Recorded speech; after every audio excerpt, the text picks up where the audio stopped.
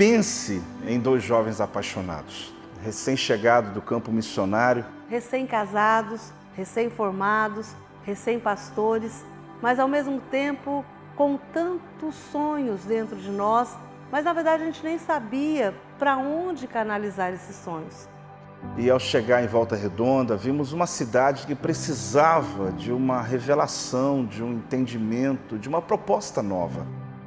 Deus começou a falar profundamente em nosso coração. E numa experiência, em janeiro de 92, lá em nossa casa, eu e Silvia estávamos buscando uma direção de Deus para o ano, para a nossa vida, para o ministério. Eu me lembro como hoje, numa manhã, comecei a adorar a Deus, eu comecei a glorificar, adorar o Senhor, e veio uma presença de Deus na nossa casa. Algo tão especial, que eu estava sozinho na sala, a Silvia na cozinha preparando o almoço, e quando eu comecei a compartilhar com ela o que Deus estava falando comigo, e eu comecei a dizer, olha, Deus vai nos dar uma igreja. E ela disse, eu também estou sentindo isso, e ali começou um sonho. Naquela manhã, nós ouvimos Deus na nossa casa e nasceu o Projeto Vida. A certeza de que Deus nos queria em Volta Redonda, de que Deus nos queria para começar algo.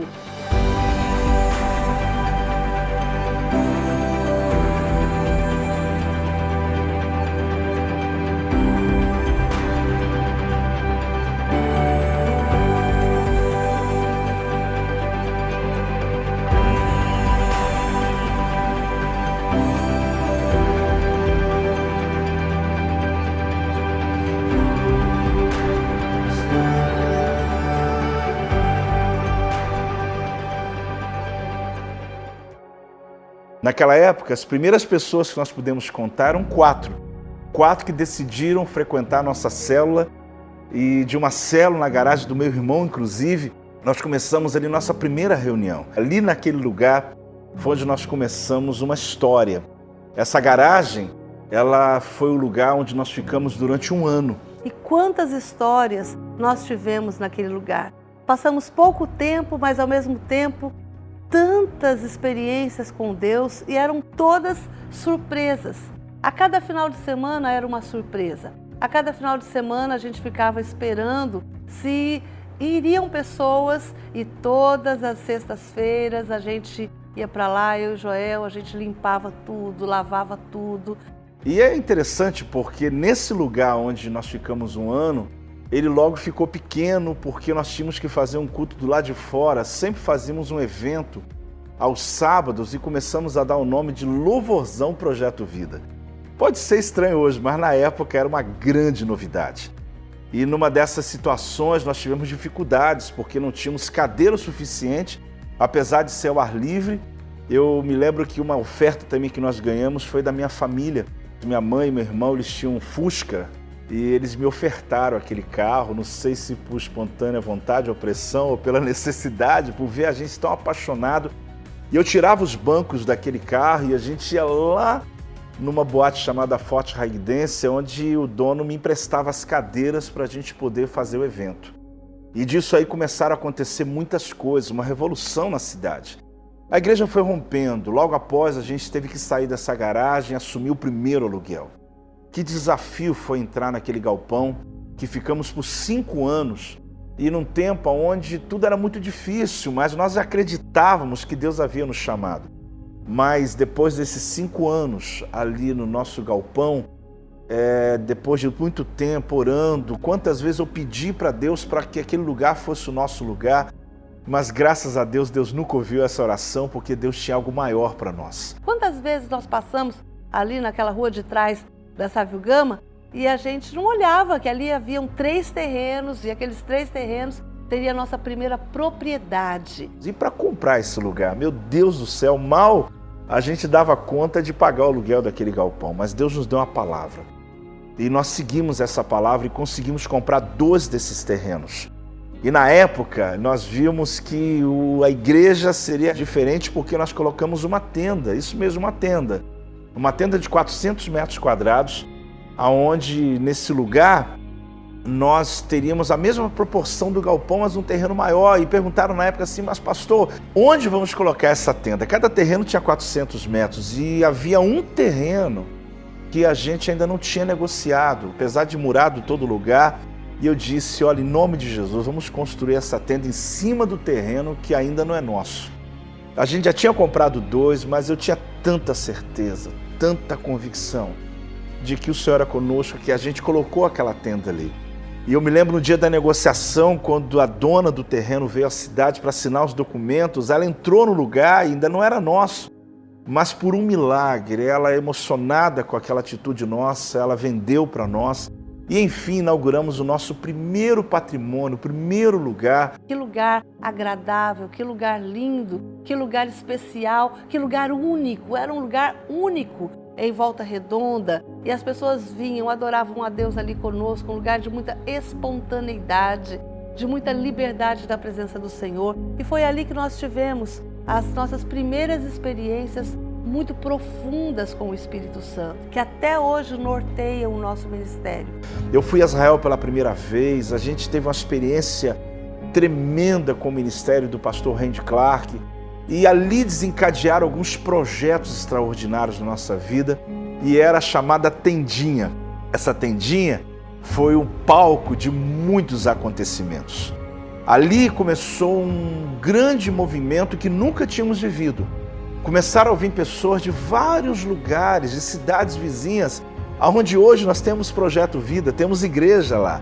Mas elas vinham em caravanas para ver o que Deus estava fazendo. Mas foi ali que começou a desencadear um grande avivamento. E pasmem, era exatamente 7 anos após o nosso começo. Mas até que um dia, vindo de Israel, numa experiência tremenda que eu tive lá, eu havia feito uma aliança com Deus lá no Monte Carmelo e passando pela Beira-Rio, Deus nos deu uma visão. Faça atos proféticos. Por um milagre, Deus nos abençoou de tal maneira que eu lembro em 2000 nós alugamos um lugar na Beira-Rio. Mas esse lugar foi alugado por conta também de oração, de jejum. Porque a Beira-Rio, onde é a igreja hoje, haviam muitas obras de macumbaria, de feitiçaria, altares, haviam lugares que as pessoas, inclusive, deixavam velas acesas dia e noite.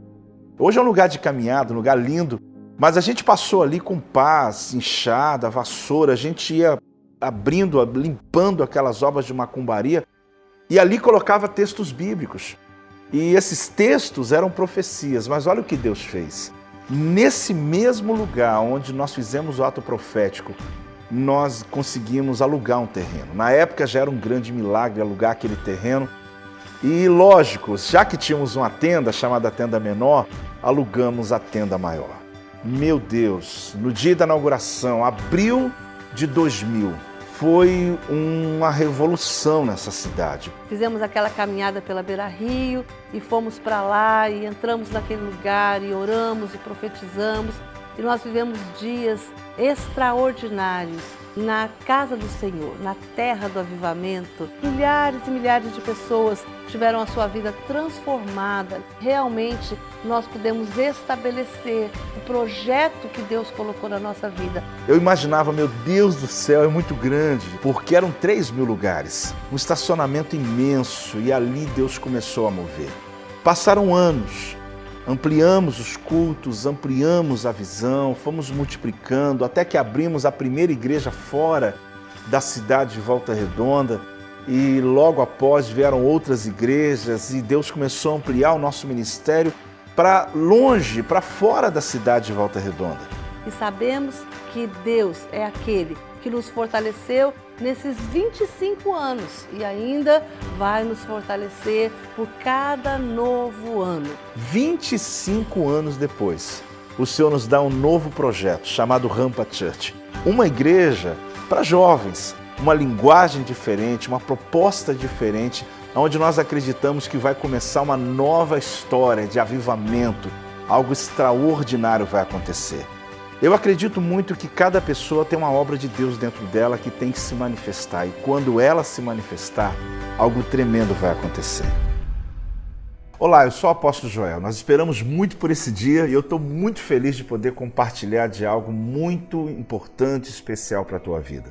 O nosso workshop Rompendo Limites, ele vai dar a você algumas ferramentas que serão extraordinárias para a sua vida. Você que é pastor, você que é líder, e a verdade, você que quer crescer na vida, você que tem disposição e vontade de vencer.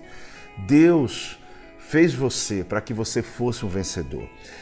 Esse projeto ele nasceu a partir de uma história muito importante, a minha própria história, porque quando Deus me chamou para ser missionário, eu tinha 17 anos de idade e ali o Senhor havia me chamado para me envolver na obra missionária, me envolver com a sua obra, com a sua palavra, e eu dediquei a minha vida logo na minha juventude a me preparar para isso. Me formei, me casei com 20 anos de idade e já casado fui para o Mato Grosso ser missionário, eu e minha esposa. E ali tivemos uma experiência muito profunda e muito especial. Uma experiência onde eu chamo de pós-graduação. Eu acho que ali a gente teve a oportunidade de experimentar, de conhecer coisas que numa sala de aula a gente não conseguiria. Após 2 anos eu vim para minha cidade natal.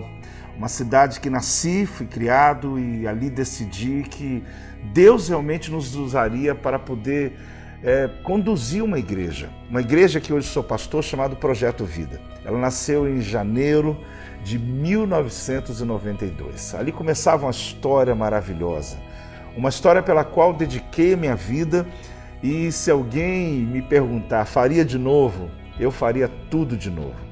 Mas o que aconteceu em todo esse processo? A busca pelo conhecimento, ela não foi apenas por uma questão de curiosidade. A busca pelo conhecimento foi para suprir a necessidade das pessoas que eu queria abençoar, que eu queria libertá-las da condição que elas estavam. Porque o meu maior desafio sempre não foi tirar as pessoas do mundo, tirar de uma geografia, mas era mudar a mentalidade delas. E à medida que eu ia olhando e percebendo quanto a palavra de Deus ela pode provocar mudança na vida de uma pessoa, eu fui me apaixonando mais pelo conhecimento, mais pelo ensino, mais pela palavra e mais por romper limites. E agora já se fazem quase 30 anos. Esse processo, um processo de muitas conquistas, ao mesmo tempo também de dificuldades, momentos que tivemos que voltar o caminho, tivemos que recuar. E ali Deus foi nos ensinando muitas coisas que eu acredito que aqui nas nossas aulas você vai poder ser muito abençoado, muito edificado. No meio desse processo todo, Deus me deu uma oportunidade que foi maravilhosa, que é de trabalhar com pastores, trabalhar com liderança. Eu comecei a perceber que quando nós atingimos a família de um pastor, nós atingimos uma grande multidão.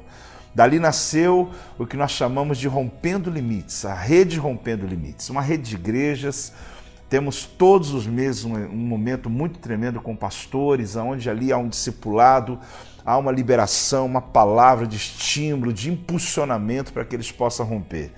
E ali também nasceu a Universidade Rompendo Limites, que tem sido para nós um dos momentos mais preciosos de perceber o quanto esse conhecimento tem desatado a vida, ministérios e igrejas para esse Brasil afora. E agora estamos aqui, online. Olha que coisa linda.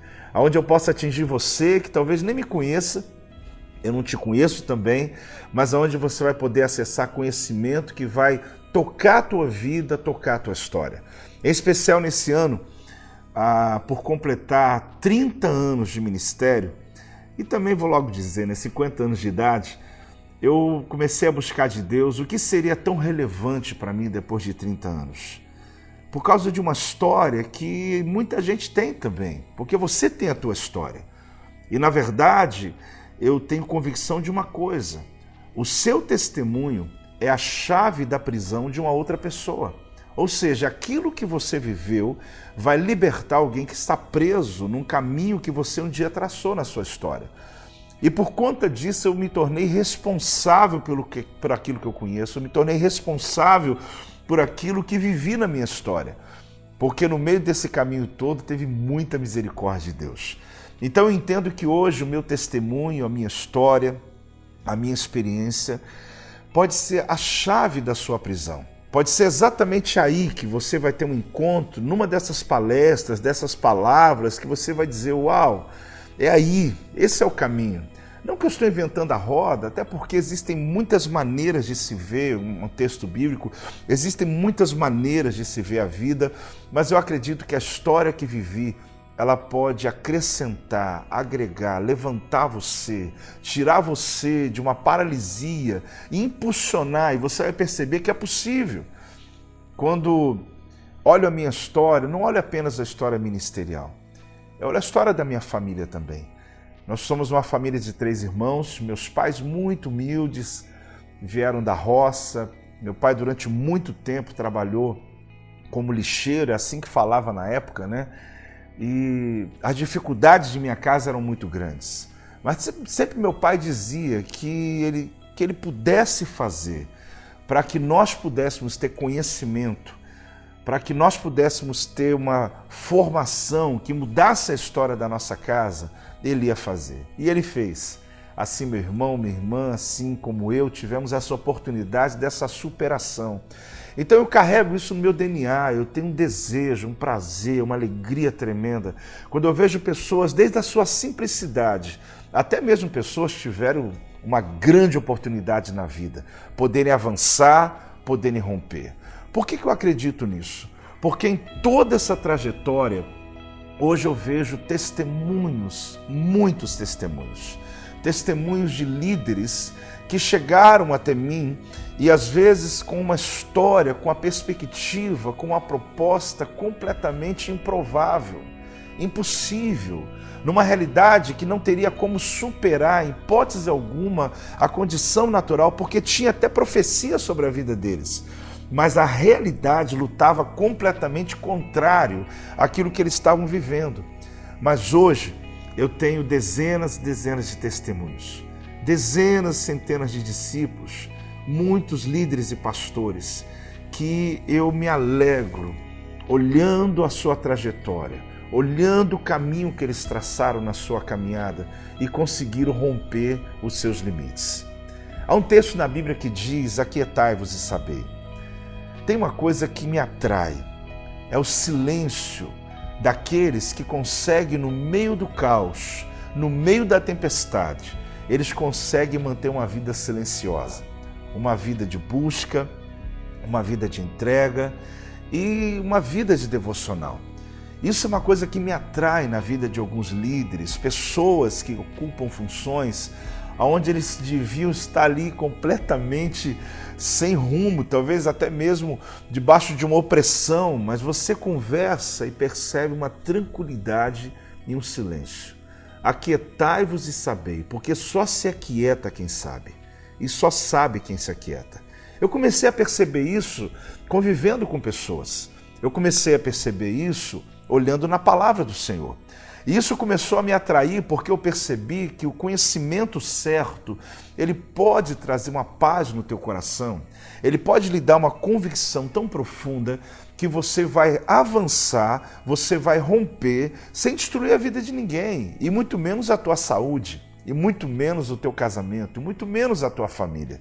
Quando eu digo que só que se aquieta quem sabe, você já viu quando está uma tempestade, talvez na empresa que você trabalha, ou no ministério, e você percebe que ali as pessoas estão sem rumo, dizendo: a casa caiu, não tem mais jeito, acabou, isso aí não resolve mais. Aí você olha para aquele indivíduo, normalmente é o líder, né? E você percebe nele uma calmaria, uma paz. Ou às vezes necessariamente é o líder principal, mas alguém que lidera uma das áreas ministeriais ou um departamento da empresa, uma área de impulsionamento daquele lugar, aí você percebe que existe uma calma. Aí você tira a conclusão seguinte: ou esse indivíduo, ele sabe o que eu não sei, ou esse indivíduo não tem nenhum senso de responsabilidade. A gente tem a noção seguinte: esse indivíduo está aqui com a gente, ele deve não ter noção nenhuma, não tem responsabilidade nenhuma, e por isso a casa está caindo e ele está ali tranquilo no canto dele, ou ele está seguindo a vida dele, na rotina dele, sem mudar nada. Ou pode ser, sabe o quê? Ele pode talvez saber alguma coisa que você não sabe, porque o conhecimento aquieta a alma. O conhecimento tem essa capacidade de, no meio de um labirinto, de um ambiente onde ninguém tem saída, alguém acha a saída. Porque enquanto você está somatizando os seus problemas, alimentando as suas dores, você não consegue perceber possibilidade de vencer. É como se a dor ofuscasse a sua possibilidade de achar um caminho. É como se as lágrimas tirassem a tua visão clara. É assim que acontece com aqueles que desesperam, com aqueles que perdem o controle, com pessoas que às vezes não conseguem achar uma saída porque lhe falta o conhecimento. Esses dias aqui, nossos encontros serão tremendos, porque você vai ter a oportunidade de agregar conhecimento não para se encher, mas para ajudar a si mesmo, para ajudar as pessoas da sua casa, para ajudar pessoas que estão completamente perdidas e que dizem que acabou. Eu vou dizer para você, não acabou, não acabou. Toda situação que você diz que é improvável, na verdade é uma porta que está se apresentando para você, para que você entre por ela e viva o melhor tempo da tua história. Eu vou lhe contar um pouco das minhas histórias no decorrer das próximas aulas. E nas histórias vou lhe mostrar um pouco dessas saídas que Deus me deu. E aí você vai perceber que ali terá uma chave para a sua vida. Aquietai-vos e sabei. Ou seja, só se aquieta quem sabe. Havia uma grande tempestade. Os discípulos de Jesus estavam atravessando o mar da Galileia. A ordem era o seguinte: vamos para outra margem. Jesus acabara de fazer um milagre da multiplicação dos pães e os peixes em um lugar alto. É interessante essa geografia ali na Galileia. E nesse lugar alto, nessa montanha da multiplicação, quando Jesus ele alimenta uma multidão de milhares de pessoas, pelo menos 15 mil pessoas haviam, por causa de, não foi contado na Bíblia, né, entre velhos, mulheres, enfim. Quando Jesus termina aquele milagre, tem uma festa, porque o povo está suprido. Quando o povo está suprido, não tem murmuração. Quando o povo está suprido, tudo vai bem. E ali Jesus disse para os discípulos, vamos para outra margem. Desça e vai para outra margem. Primeiro que você descer de um lugar alto, onde todos estão celebrando, parece uma escolha errada. Mas Jesus ensinou um princípio muito claro para aqueles discípulos. Você pode descer na geografia, mas você não desce na posição. Você pode estar no vale, mas você pode estar posicionado na montanha. Porque existem pessoas que estão na montanha, mas estão posicionados no vale. Então o teu estado espiritual, o teu estado emocional, ele não é definido pelo lugar que você está pisando, pela condição que você está. Eles desceram, mas eles continuaram em um estado elevado. Jesus foi orar e os discípulos foram para outra margem. Eles podiam ter dito, Jesus, vamos ficar aqui celebrando por essa conquista. Mas Jesus queria dar a eles uma outra lição, porque para a multidão, Jesus tem uma palavra. Mas para aqueles que querem conhecimento avançado como você, a palavra é diferente. A expectativa é diferente. Ali aqueles discípulos entraram no barco e no meio, no meio, não é coincidência. Isso já é mais do que provado, que em todos os projetos que nós estamos fazendo, o meio é o maior desafio que nós temos. Porque o meio você olha para trás e diz, já fiz muito e estou cansado. E tu olha para frente e diz, tem muito para fazer. É aí que as pessoas desistem, é aí que são as maiores tempestades. Só que eu vou lhe dizer, aí que entra a hora de você tomar a maior decisão da tua história. Talvez você entrou numa bancarrota, talvez você entrou numa perda, talvez teu ministério entrou em caminhos que você começou a ter somente derrotas. Mas olha uma coisa, talvez você esteja exatamente no meio para poder passar para uma outra margem, uma tempestade para deixar pescador com medo, tempestade para deixar gente que está acostumado com aquele ambiente com medo. Só que a Bíblia diz que Jesus vem andando sobre as águas. Isso, ele vem andando sobre as águas. Jesus havia acabado de revelar milagre, o milagre da provisão lá em cima para a multidão. Mas agora, para aquele poucos discípulos que estavam no barco, ele revela a sua divindade. Jesus ele queria dar algo maior para eles. Porque Isaías, o profeta, no capítulo 55, versículo 10, ele diz que Deus ele dá semente para quem semeia, mas ele dá pão para quem tem fome. Aqueles que só têm fome, só querem suprir o teu dia de hoje, vai ter o milagre do pão. Mas se você quer um conhecimento que vai sustentar a sua vida, e não só a tua, mas vai levar muitas pessoas a andarem com você e a romper com você, você vai aprender que ele não vai te dar pão, ele vai te dar essa semente. Para aquela multidão, ele revelou que ele era um Deus de provisão. Mas para os discípulos ele revelou a divindade dele. Ele anda sobre as águas a ponto de Pedro levar um susto, porque eles não esperavam que aquele momento ali, naquele ambiente, eles pudessem ter a visita de Jesus em um momento e lugar totalmente inesperado. Mas Jesus então mostra para eles que a revelação que eles teriam dele ali naquele momento não só iria sustentar a travessia inteira do mar em tempestade, mas daria a eles o suficiente para que eles pudessem sustentar o ministério deles em outras tempestades que eles pudessem viver no futuro. Porque multiplicar o pão, entenda uma coisa, de manhã o povo estava com fome de novo. E o povo correu atrás de Jesus pedindo pão de novo. Mas quando vem o conhecimento, ele te supre, ele responde às suas perguntas, ele te dá impulso, ele te dá combustível para poder você romper e poder vencer. É o que nós estamos falando aqui. Só se aquieta quem sabe. Deus quer te dar um conhecimento para aquietar a tua alma. Se você está agitado, ansioso, preocupado, ao mesmo tempo fica o tempo todo buscando uma nova estratégia para o ministério, um que fazer, o que eu vou realizar para poder atingir o meu propósito, atingir as pessoas, alegrar o coração das minhas ovelhas. Primeira coisa, para com essa agitação interna, porque você só consegue aquietar o mar, ou você só consegue aquietar o que está fora de você, se você primeiro aquietar o que estiver dentro de você. Existem dois momentos que Jesus aquieta a tempestade. Um deles, Jesus ele anda sobre as águas. O outro deles, Jesus estava dormindo no fundo do barco. E interessante é que ali o fato é maior ainda, porque os discípulos estavam desesperados e Jesus estava dormindo.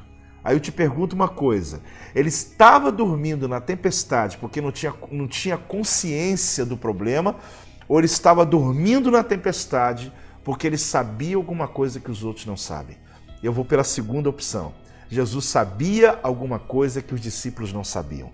Por isso, quando ele sobe na proa do barco e ele dá um comando ao vento, ele dá um comando ao mar e diz: aquieta-te, cala-te.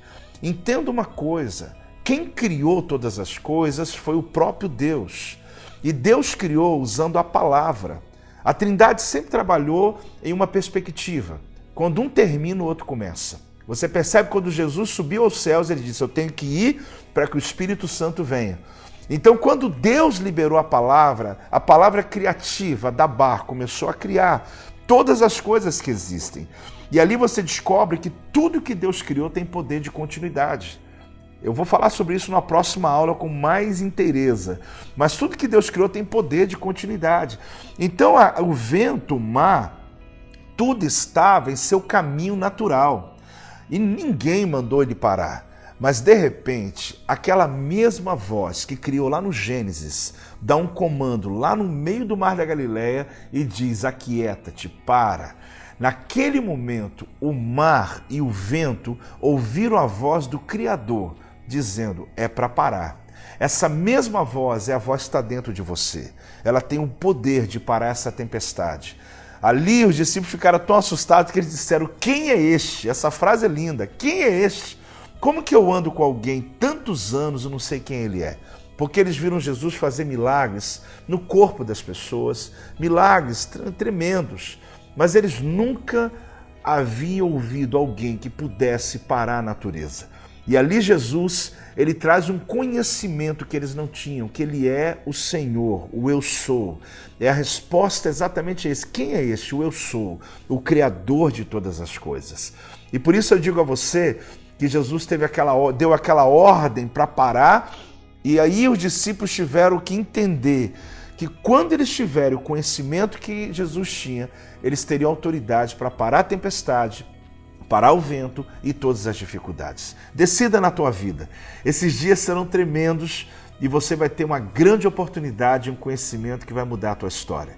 Decida que você vai entrar em um propósito com Deus, que não adianta eu ficar inquieto com a vida. Eu preciso entendê-la para que eu possa vencê-la. E a palavra, ela vai te dar autoridade, ela vai te dar condições de vencer. Agora, uma coisa muito importante, aproveite que você foi muito abençoado, acredito que sim, envie esse link para outro pastor, para um amigo, para alguém que você acha que precisa receber essa palavra, e tem um presente para você aí embaixo, você pode acessar e faça comentários, né? Comente a respeito do que você entendeu, do que isso pode provocar na tua vida, se é importante para você essa aula, enfim, fale com outras pessoas e vamos realmente mostrar que Deus tem realmente um propósito na vida de cada pessoa, mas o propósito principal é que você possa vencer, ser feliz e romper os seus limites. Quem vos fala é o apóstolo Joel, com alegria demais eu trago esse primeiro momento, essa primeira aula que nós